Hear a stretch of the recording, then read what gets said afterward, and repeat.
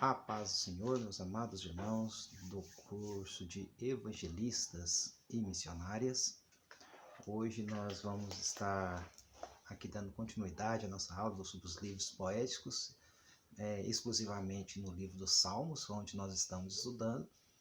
E a aula passada nós falamos sobre o Salmo 88, o Salmo 73, que é o Salmo de Asaf. Nós vamos ver que Asaf estava passando por problemas e dificuldades financeiras e vendo a prosperidade do ímpio, onde veio todo aquele questionamento, e depois veio também a ele, depois de entrar ali na presença de Deus, né, de entrar no santuário de Deus, ele ter sido iluminado pelo Espírito Santo a respeito da brevidade da vida, da brevidade dessa prosperidade ímpia e sobre a gloriosa eternidade dos santos. Então nós entendemos sobre isso ali no Salmo 73. Hoje, nessa aula, nós vamos estudar o Salmo 88, que também é um salmo onde nós estamos propostos a ensinar, né, a estudar, que nós vamos estudar o salmo, como nós estudamos o 22,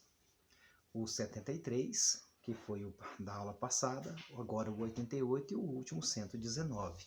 Esses três salmos, né, nós falamos sobre os salmos, as linhas que ele tem: salmo imprecatório, salmos de lamentos, salmos de ação de graças e assim subsequente. E hoje nós vamos falar sobre o Salmo 88.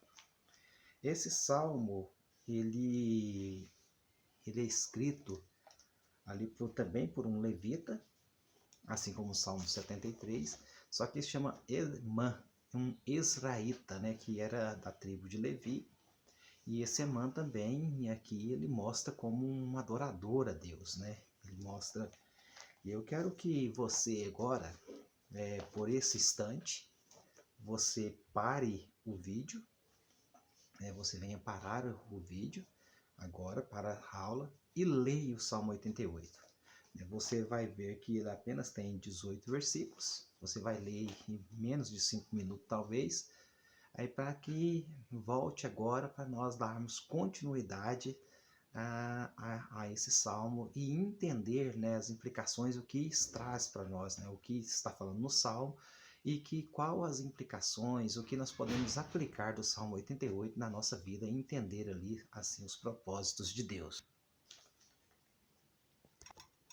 Então nós vamos ver aqui no Salmo 88 que é um salmo que é de Emã, israelita, é um levita da casa de Deus, e que começa: ó Senhor da minha salvação, dia e noite clamo diante de ti. Aqui, primeiramente, o Salmo do 88 ele começa com essa expressão de oração. Ele começa: ó Senhor Deus da minha salvação, dia e noite clamo diante de ti. A primeira questão que nós vamos ver no Salmo 88 é que Emã, israelita, mesmo no sofrimento intenso, como nós vamos ver agora no decorrer dos Salmos, uma coisa ele tinha absoluta certeza: que os sofrimentos daqui, os sofrimentos do corpo, os sofrimentos que uma pessoa pode passar aqui, seja no sentido psicológico, seja no sentido da alma, do espírito, do corpo, ele não afeta a sua salvação. Não tem nada a ver se alguém está sofrendo com a salvação eterna que Deus dá para ele.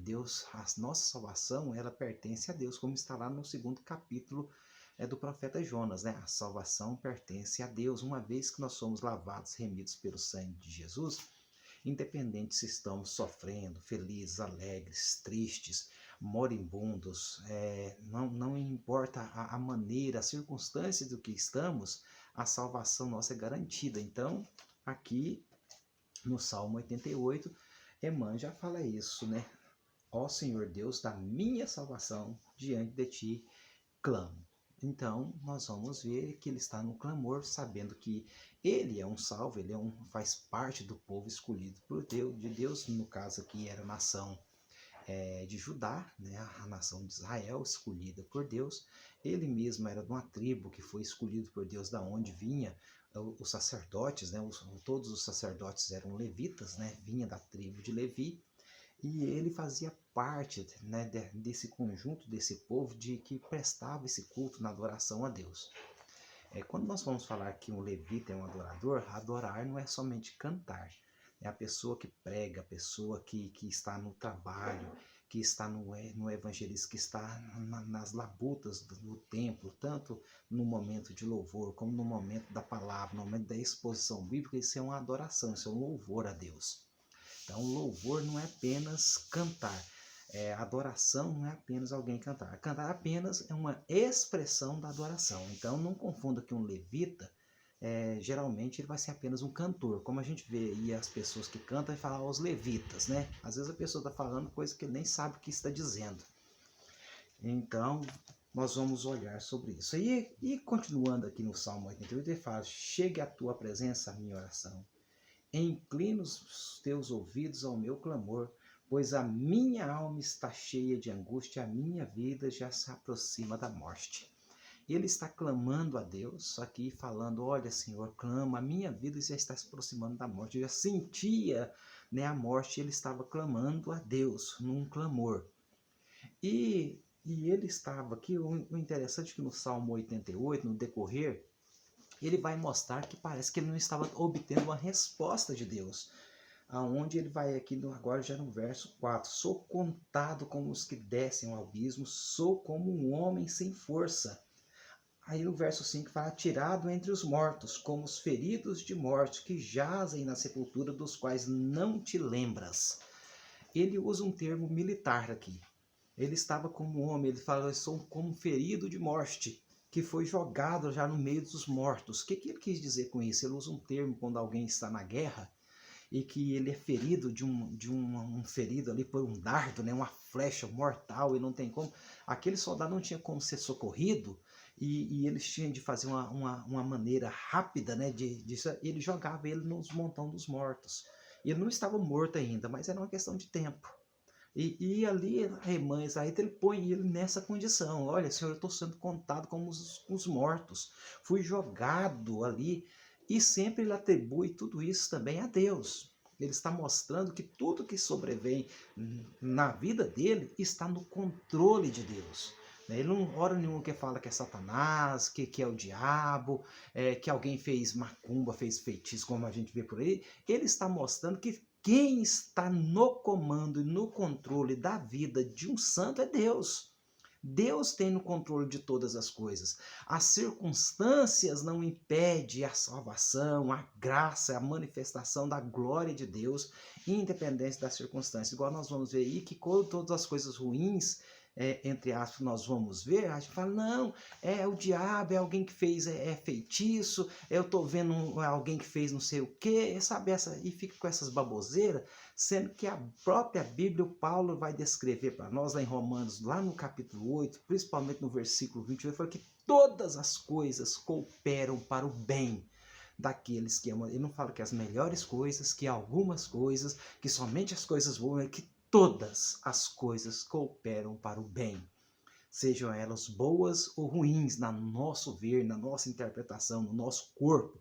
Assim como Paulo tinha um espinho na carne que o afligia e que o agoniava, e que ele pediu a Deus para tirar, e Cristo falou: a minha graça te basta. E Paulo entendeu que a graça dele, viver na graça, mesmo com espinho na carne, mesmo com sofrimento, era melhor, pois a sua alma estava garantida eternamente, ao ponto que já prestes da sua morte, ele vai falar: combati o bom combate, acabei a carreira e guardei a fé.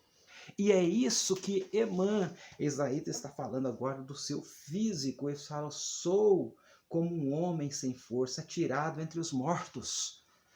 Ele usa esse termo militar: sou atirado ali como alguém que já vai morrer, que já não tem solução para ele, mas ele continua clamando. A Bíblia não nos manda parar de clamar. Isso está, mesmo que Deus não está nos respondendo, o que a Bíblia manda nós orarmos, clamarmos, mas nós temos de confiar na soberania de Deus, não é na minha vontade. A nossa oração não manipula Deus. Deus responde muitas das nossas orações, Deus fala sim. E muitas das nossas orações, Deus fala não. Deus falou não para Moisés dar o pedido dele de entrar na terra prometida. Deus falou não para Paulo de tirar o espinho da carne. E eram homens de Deus, homens salvos, homens que escreveram para nós, que nós nos deleitamos nos seus escritos, inspirados pelo Espírito Santo. Ora Deus falou sim, ora Deus falou não. Então o não de Deus também é resposta, e o não de Deus também está dentro da soberania. A nossa oração não manipula Deus. A nossa oração não obriga a Deus. Deus, ele nos responde segundo a sua perfeita e soberana vontade. Então, Emã, ele continua clamando.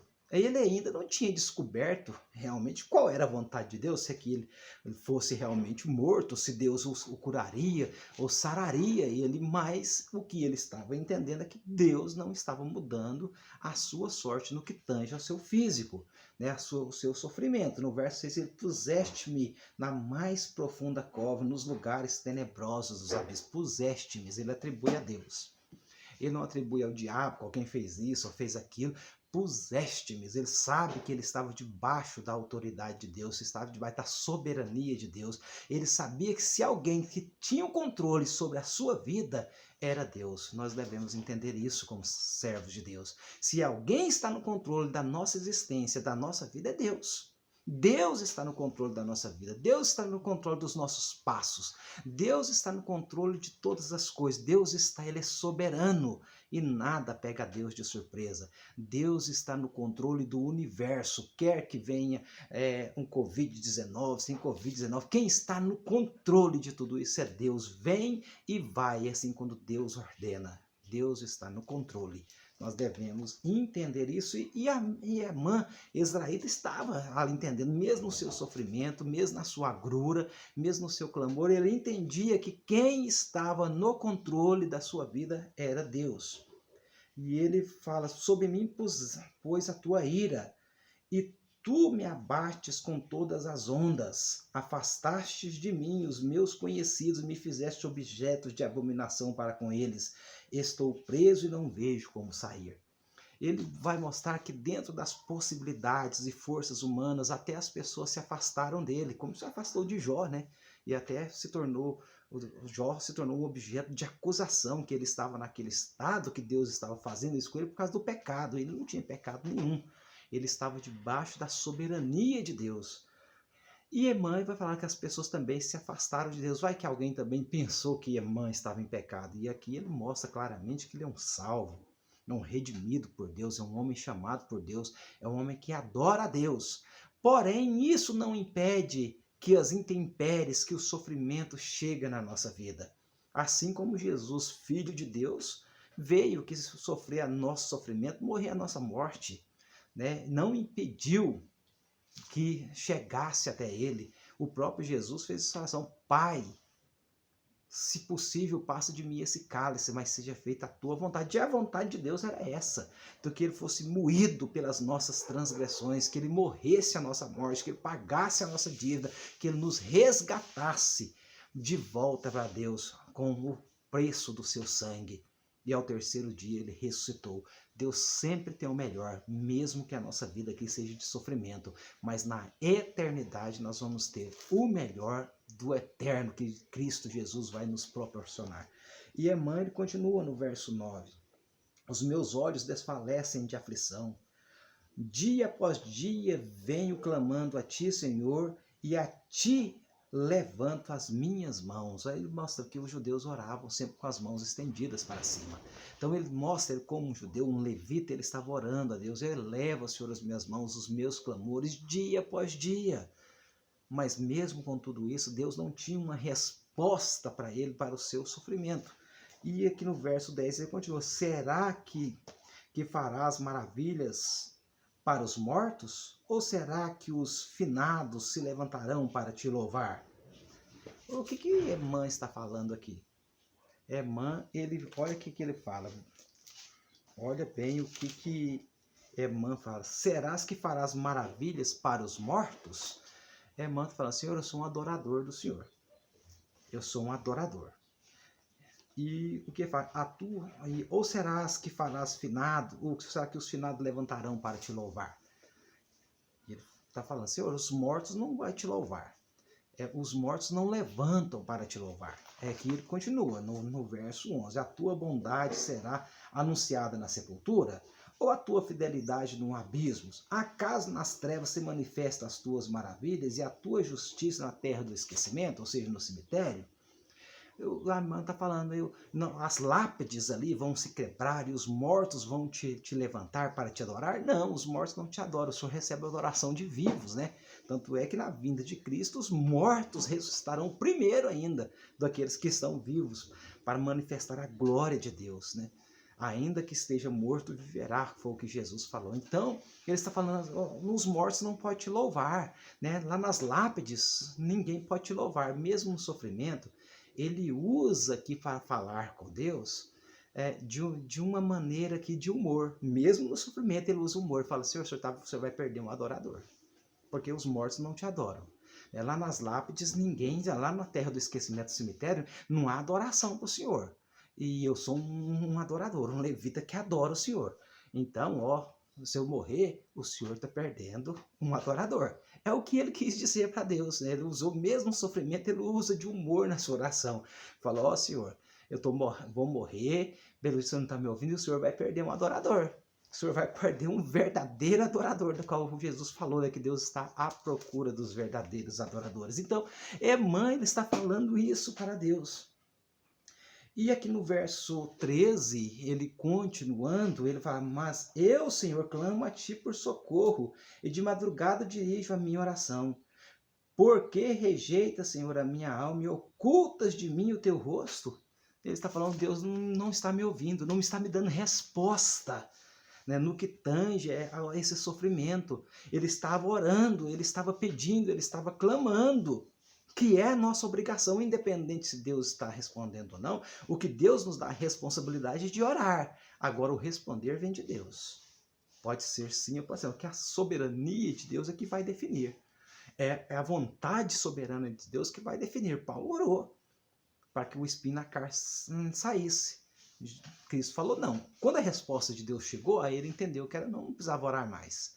A resposta de Deus para Moisés foi não. Alguns vai clamando mais e Deus fala não. Outros Deus fala sim. Outros Deus demora mais na nossa maneira de pensar. Fala sim. Outros Deus fala não. Ou seja, tudo está ligado à soberania de Deus. Uma coisa, Deus sempre está certo e sempre as suas decisões é soberana. A sua decisão é o que nós realmente precisamos. Seja do sim ou seja do não. É o que nós necessitamos. Deus sempre tem o melhor para nós. Mesmo na morte dos justos, Deus tem o melhor. Deus tem o melhor para mim e para você. E aqui ele continua, ele fala: ando aflito e preste a morrer desde moço, sob o peso dos teus terrores estou desorientado. Ele mostra que desde moço, ele mostra que o sofrimento dele já tem tempo. Que não é um sofrimento agora, repentino, mas é um sofrimento que já vem, já o acompanhando desde a sua mocidade, que eles têm clamado a Deus, mesmo ele sendo um adorador, um fiel a Deus, ele tem clamado. E aqui ele dá essa continuação: sobre mim pousa a tua ira e os teus terrores acabaram comigo. Ele vai mostrar que é sobre mim, ele fala, pesa, né, a ira do Senhor, o Senhor puseste os seus terrores sobre mim. É a oração que ele está falando, ou seja, ele sabe que todas as coisas que acontecem na vida de um santo, mesmo aquela que nós entendemos que não sejam boas, Deus está no controle. Ele está mostrando para mim, não é que Deus é mau, não, ele está mostrando que na vida dele, quem estava no controle é Deus. Assim, quem esteve no controle da vida de Jó é Deus, quem esteve no controle da vida dos apóstolos é Deus, que morreu martirizados.